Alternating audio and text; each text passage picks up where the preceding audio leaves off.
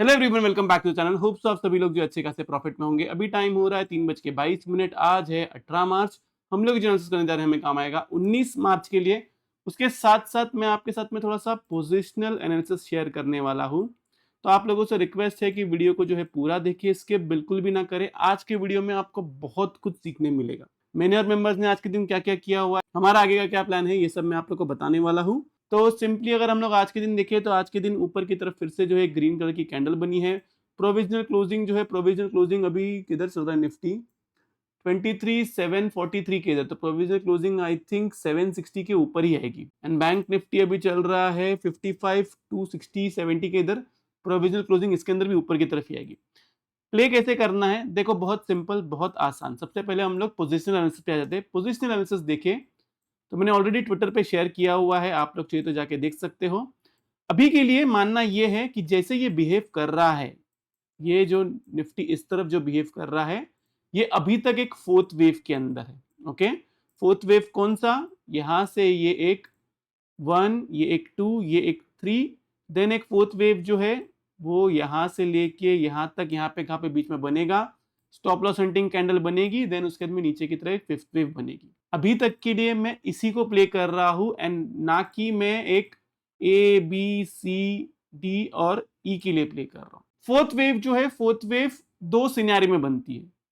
या तो fourth wave के अंदर निफ्टी जो है, मतलब मार्केट जो है, वो ऐसे ही छोटे छोटे कैंडल बना के जो है ऊपर की तरफ जाए, एक बड़ी सी कैंडल बनाए, एंड देन उसके बाद में नीचे की तरफ आए।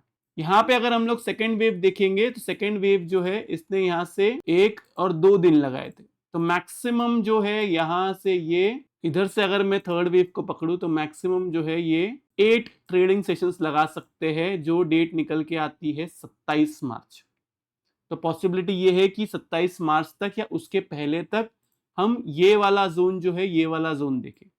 लेकिन जैसे मैंने आपको कहा, दो लॉजिक है इसके पीछे। पहला लॉजिक कि ऐसे ही करते करते करते ऊपर की तरफ जाए। दूसरा logic is A B and then उसके बाद में सी बनाया ऊपर की तरफ। अब ये ए बी सी बनेगा तो ये कैसे बनेगा? क्लियर कट, जब भी इसका टॉप लगेगा, ए का जो भी टॉप लगेगा, एक मिनट रुक जाओ, पहले मैं इसको डिलीट करता हूं। जब भी ये ए का टॉप लगेगा, यहां से लेके समझो ये है या फिर और ऊपर तक आता है, तो ये हमारा एक ये रहा, तो यहां से ये 50% तक आएगा, एंड यहां से ये रिवर्सल जो है ऊपर की तरफ देगा।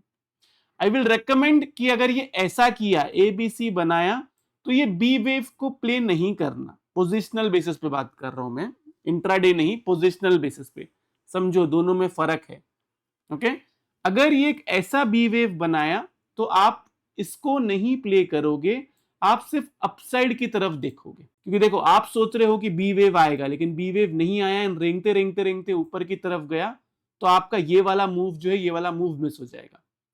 तो आप क्या करोगे, जहां से भी रिवर्सल आए, जब भी आपको दिखे कि मार्केट जो है बियरिश हो गया, लो से लेके उस टॉप तक आप लगाओगे फिबोनाची, एंड देखोगे कि आपको 38.2 से लेके 50% के जोन पे कहां पे मिल रहा है। पोजिशनल प्ले करने का तरीका यही है, सिंपल और आसान। ये रही बात पोजिशनल की। अभी हम आते हैं इंट्राडे बेसिस पे।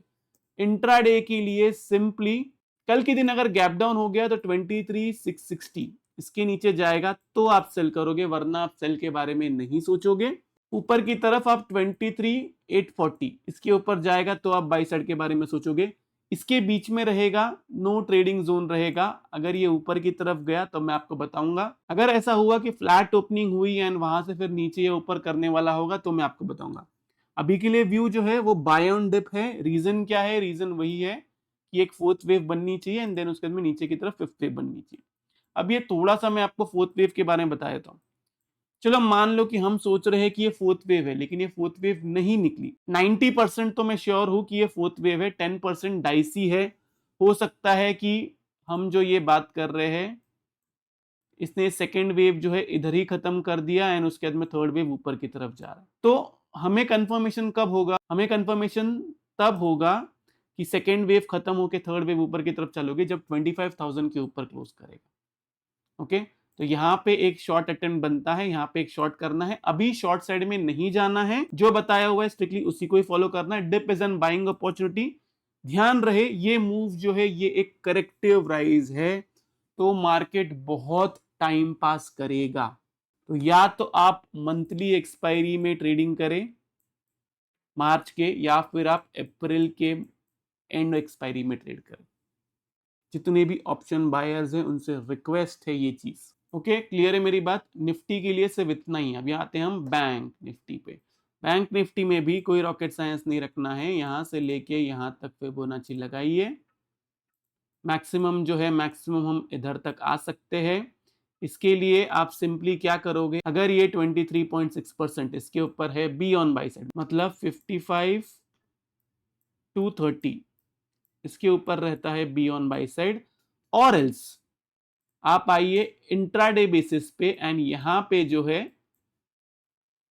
ये वाला हाई अगर ब्रेक करेगा ये वाले हाई के ऊपर be on by side. Okay, अगर गैप अप हो गया तो ये वाला हाई के ऊपर, गैप डाउन हो गया तो सेल आपको तभी करना है जब ये 54,900 के नीचे जाएगा, वरना सेल के बारे में नहीं सोचना है।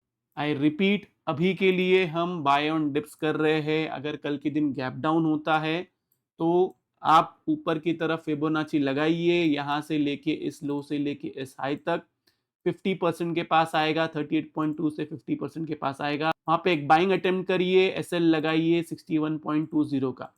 अगर ऐसा हो गया कि और ये ऊपर की तरफ गया तो डी हाई के ऊपर रहेगा, तो बी ऑन बाई साइड बिंदास। एंड जहां से भी रिवर्सल आएगा वहां से आपको फिबोनाची लगा के चेक करना है कि बी वेव कहां बन रहा है।